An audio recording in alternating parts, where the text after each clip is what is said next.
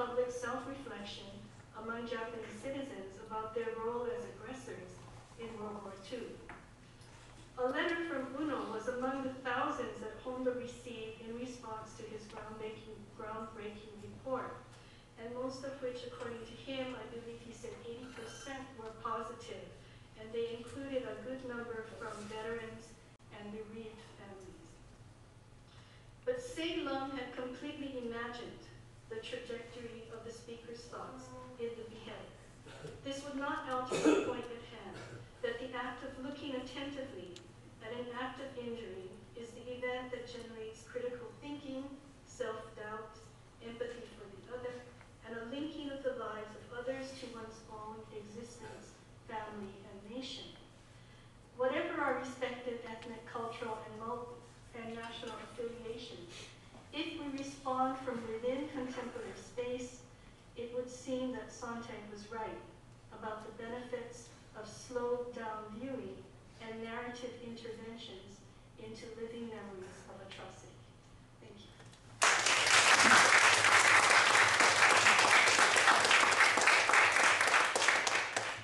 Thank you very much, Gayle, for your very enlightening and moving paper. Actually, I was at the gallery last year when I visited Hawaii. And yeah, Dr. Fujigane took me there. And at that time, I also did an interview with, actually my second interview with Wintec. So I went there and I looked at the presentation, or representation, which was inspired by Wintec's poems. So we can see here we have different representations or representations inspired by verbal representations of a historical tragedy.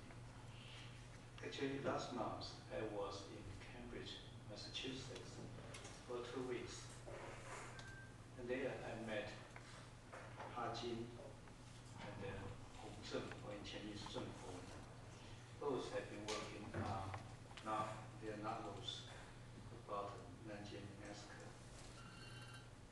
Actually, about a little bit more than 4 months ago, Ha-Jin was right here in this room speaking about his efforts to represent this historical tragedy in Nanjing. And he said up to that point, he had revised his manuscript about 40 times. And 4 months later, when I met him in Cambridge, he told me that he revised it extensively. So originally, when he was talking here, he mentioned that he would mainly adopt the point of view of an American missionary woman. And then he expanded it to include the point of view from the Chinese, from the narrator who is a Chinese woman. So that is up to that point, Ha-Jin has been working on this over and over and over again.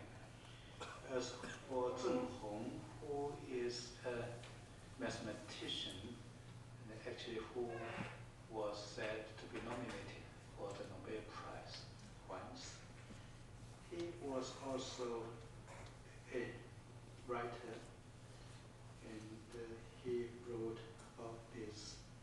And when I was interviewing him in his office at MIT, overlooking the Charles River, he mentioned to me that he made use of a great number of arguments in Japanese. So he tried to look at Nanjing massacre from another perspective, to look at the deterioration of humanity in that circumstances. And when he was speaking to me about his own fictional work, which is based on historical documents, he also shed tears and wiped his tears. So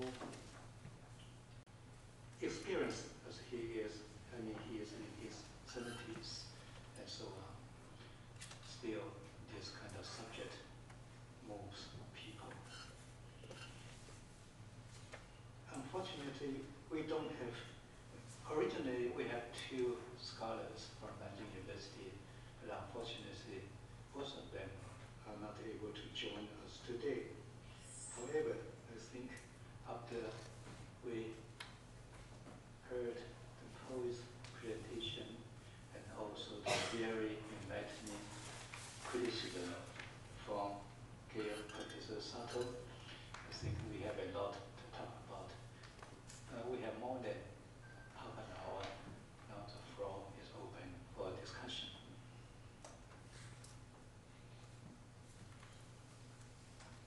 Too heavy a subject to be discussed about. Well, do you want to shed tears first? I'm going to ask a silly question. Say something stupid. Well, thank you, Professor Sato and Mr. Lin, for the wonderful sharing. This question is really silly. It's from my family history. My father and my father-in-law, in fact, transferred from mainland China after 1949 when Chinese communists took over mainland China. And both my husband and I were born in Taiwan, so we didn't have any direct geographical connection at all with mainland China, as our father's land. But my husband somehow developed a kind of sentiment against Japan because of this Nanjing massacre. We read about the story again and again in our historical books, again and again in visual representations, in the stories, in the poems, so that my husband forbid me and my son from traveling to Japan. So far we haven't got any chance at all to visit Japan, simply because the anti-Japanese sentiment developed when my husband was born in Taiwan. How to undo? It's tragic. Yeah, it's tragic. Yes. Do you have any plans to go? I think there's a little bit more that needs to be said. Well, I don't think I can say any further. Okay, otherwise I will shed tears. Oh,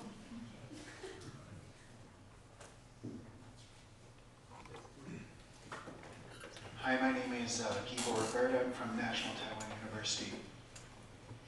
I wonder if I can just follow up a little bit on Professor Huang's contribution there in terms of education system and institutional mediation of narrative, and use that to perhaps re-articulate your conclusion, Gayle, of what is really a powerful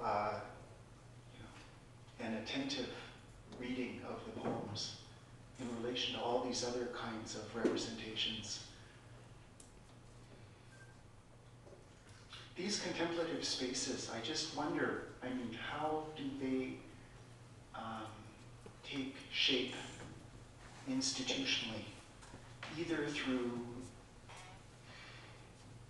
the education system, national institutions such as museums, galleries, and the kind of critical discourses that we're learning to develop in events like this. It's an open question. Write poetry. I'm serious. Okay, this is the thing, right? These poems just don't fall from the sky and arrive into our hands, but somehow they need to be produced, distributed, talked about, and thought about. And all those mechanisms, I'm wondering how this is really going to take shape. I'm going